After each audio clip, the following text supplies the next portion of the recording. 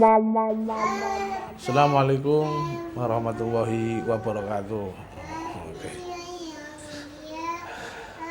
Pagi ini kita akan sedikit mengulik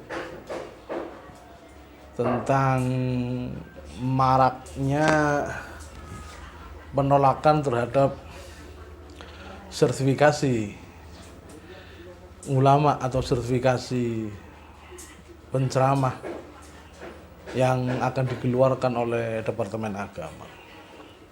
Kita flashback ke belakang. Binatang itu ulama yang takut kepada Allah. Kata siapa? Kata saya. Oh, Gus Nur. Mat, ente waras. Ramainya di media sosial dengan kehadiran muka-muka baru, para penceramah-penceramah baru yang notabene banyak yang masih mengaku dirinya mu'alaf, tapi sudah berani istilahnya memberikan sebuah nasihat, istilahnya apa ya, sebuah ceramah, padahal fungsinya ataupun sejatinya ketika dia itu mu'alam ya harus belajar. Orang baru kenal agama, orang baru tahu agama kok malah justru memberikan ceramah tentang agama, kan lucu. Ini yang menjadi keprihatinan kita bersama. Yang anehnya adalah ini dikemas menjadi sebuah industri ceramah di media sosial ya, yang istilahnya semakin dia berani terhadap pemerintah, mengolok-olok pemerintah, mengolok-olok orang lain, ajaran agama kepercayaan lain, maka semakin mahal dia harganya. Ini yang juga menjadi dasar kenapa Departemen Agama, kenapa Nahdlatul Ulama itu mendukung adanya sertifikasi ulama atau sertifikasi penceramah yang dikeluarkan oleh Departemen Agama. Karena orang-orang seperti istilahnya ada, saya sebut Felix,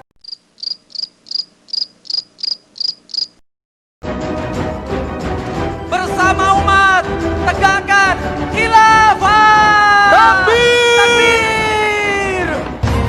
Kayak ki carane bubar kabeh. ada Yahya Waloni, ada pemerintah yang sewenang-wenang yang memakai tenaga swasta. Kalau di Amerika detektif swasta untuk melanggengkan kekuasaan, tidak peduli cara apapun ditempuh. Berapa banyak dana dikucurkan, belum lagi ditambah dengan 90,4 miliar yang diberikan kepada buser-buser jahanam. Sehingga ada profesor berdebat dengan Rocky Gerung. Allahu Akbar. Ibu bapak saudara-saudaraku, profesor itu bukan gelar. Tapi ustadz bicara begini, ya memang bicara begini karena kebenaran. Pemerintah yang tidak adil, al-umara'u bil ju'uri, penguasa yang sewenang-wenang, dikit-dikit tangkap, dikit-dikit penjara, hanya masalah sedikit penjara. Sombong amat. ada Mbak Iren, ada lagi siapa, banyak yang memberikan ceramahnya itu sedikit banyak menyentuh hal-hal yang berbau dengan ujaran kebencian, penentangan terhadap pemerintah, dan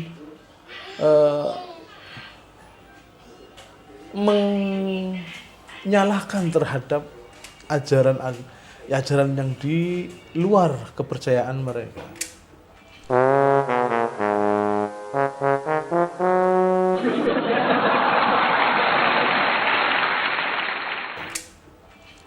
Ini yang menjadi keprihatinan kita bersama, bahwa kejadian-kejadian yang terjadi selama ini karena memang tadi belum adanya sertifikasi tentang ulama dan berceramah yang ada di Indonesia. Kalau mereka itu merujuk ke Arab Saudi, justru di Arab Saudi itu yang paling keras kaitannya dengan masalah penceramah ini. Di Arab Saudi nggak akan mungkin seorang yang tidak tahu agama, yang baru mengenal Islam, kok menjadi ceramah, bicara di atas mimbar, ngomong ke sana ke sini. Itu kalau di Arab Saudi. Bahkan ulama yang sepuh pun, yang istilahnya berilmu pun, ketika bicara kaitannya dengan masalah yang bertentangan dengan politik negara Saudi Arabia, pasti akan ditangkap. Nah, sekarang kita bicara Indonesia. Wis ngerti. Yang katanya mereka itu berpegang erat pada Arab Saudi, tapi katanya yang tidak tahu agama saja berani berceramah, berani mengharamkan, membid'ahkan, mengkafirkan kiai-kiai yang sudah lebih dahulu berceramah, yang punya keilmuan yang tinggi, yang punya pondok-pondok pesantren, yang benar-benar punya dasar keilmuan. Dan itu laku di Indonesia.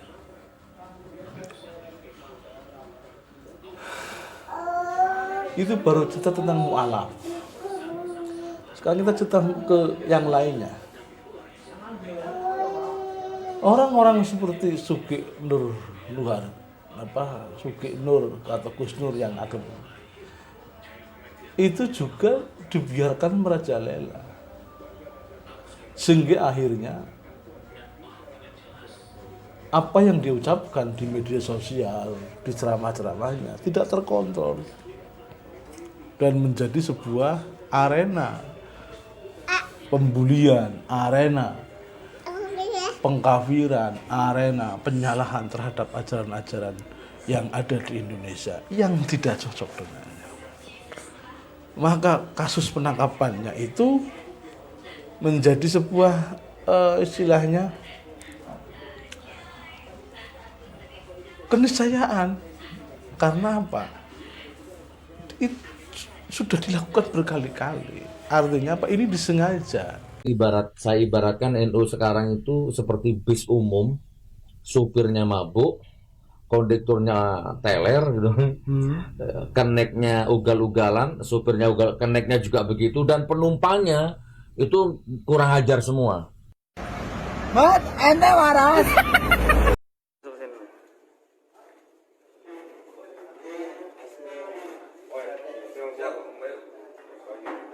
Mencemarkan nama baik, membuat fitnah, ujaran kebencian dan sebagainya. Kalau ada yang bilang mengatakan ini bagian dari ketidakadilan, ini bagian dari kezaliman rezim dan sebagainya, itu kan karena mereka itu bagian dari mereka.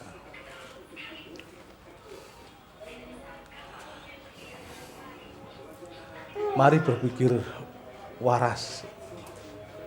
Mari gunakan akal sehat kita untuk bisa lebih mencerna mana yang baik, mana yang menyesatkan. Mari kita berpikir cerdas, mari kita berpikir dewasa, melihat fenomena yang sekarang.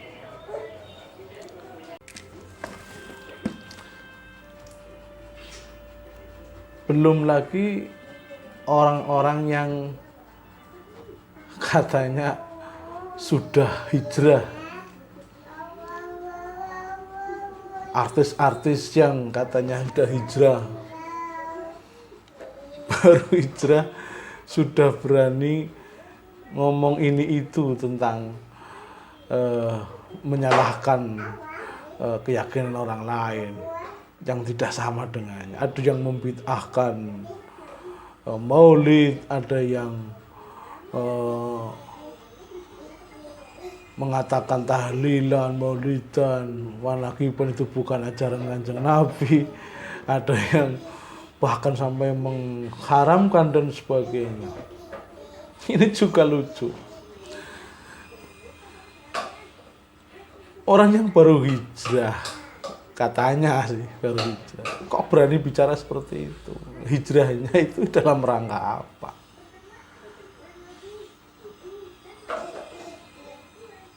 Orang yang baru hijrah pun tentunya harusnya banyak belajar tentang agama, tentang keyakinan, tentang keberagaman ajaran agama Islam yang ada di Indonesia.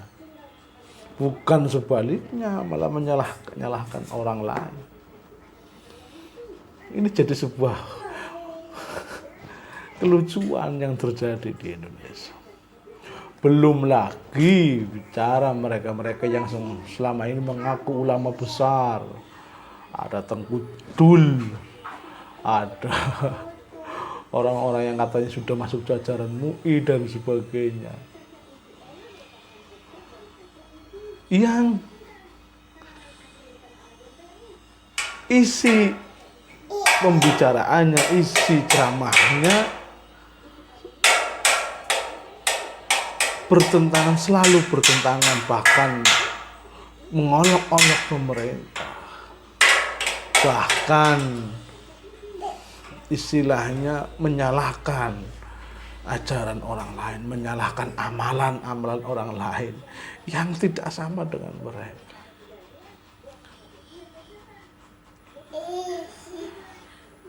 Dan ini real terjadi di Indonesia. Nama ulama itu apa? Tadi saya sudah singgung sedikit. Ulama itu harus mumpuni ilmu agama. Minimal ilmu agama. Ilmu tafsir. Tafsir itu ada ayat Quran itu ada muhkamah, mutasyabihah, ammah, khossah, mutlaqah, muqayyadah, hakiki, majazi, nasikhah, mansukhah. Mereka paham gak ini? Itu baru Quran itu. Belum tajwid, ikhfa, idhar, iqlab, idhobihunah, bilahunah, kolkolah, madlazim, majais, huruf halak, huruf mat. Paham gak mereka itu? Kalau paham ini minimal baru kiai itu, baru ulama. Kalau enggak jangan ngaku ulama. Belum nahu, fa'il, naibu fa'il, ismu kana, khobar inna, mubtada, khobar, maf'ul b, maf'ul mutlak, maf'ul ma'ah, maf'ul lah, tamyiz, hal, istighol, ya Allah, tanazu. Paham gak mereka itu? Kalau paham itu baru ulama itu. Belum balaghah, tadi sebut ma'ani, bayan, badi. Belum ilmu kalam, sifat 20 itu, nafsiyah, salbiyah, ma'ani, ma'nawiyah, ta'aluk saluhi, ta'aluk tanjizi. Baru kiai itu. Baru ulama itu. Itu minimal. Kalau paham itu baru layak jadi panggil ulama setingkat cabang kabupaten lah. Ya, belum sejarah Islam. Belum lagi rahasia-rahasia Al-Quran, filsafat. Itu nggak usah filsafat, nggak usah. Terlalu jauh. Apalagi tasawuf terlalu jauh. Itu butuh belasan tahun. Baru namanya ulama. Belum bicara tasawuf, ya Allah. Tajalli, tahalli, tahalli, tajalli, tahalli.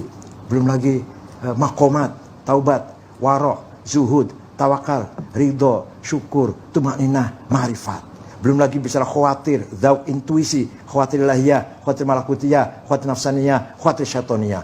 Belum lagi masalah yang mengotor munjia, hal-hal yang ekstaz positif, yaitu apa? Syukur, ridho, ikhlas, mahabbah, an-unis. Yang negatif, takabur, hasud, dengki. Bisa nggak bicara itu? Kalau bisa baru itu ulama itu namanya. Walaupun pakaiannya batik, pakaian celana lah, nggak usah pakai gamis. Baru ulama. Saya hormat kalau sama orang seperti itu. Seperti Pertanyaannya nih, kenapa kok mereka itu tidak mendukung adanya sertifikasi ini? Ya jelas, jawabannya jelas bahwa karena mereka itu khawatir, mereka itu takut tidak akan bisa lagi eksis di media sosial, tidak akan bisa lagi eksis di mimbar-mimbar dengan melakukan pembulian, dengan melakukan ujaran kebencian, dengan melakukan pengkafiran, pembid'ahan di mana-mana.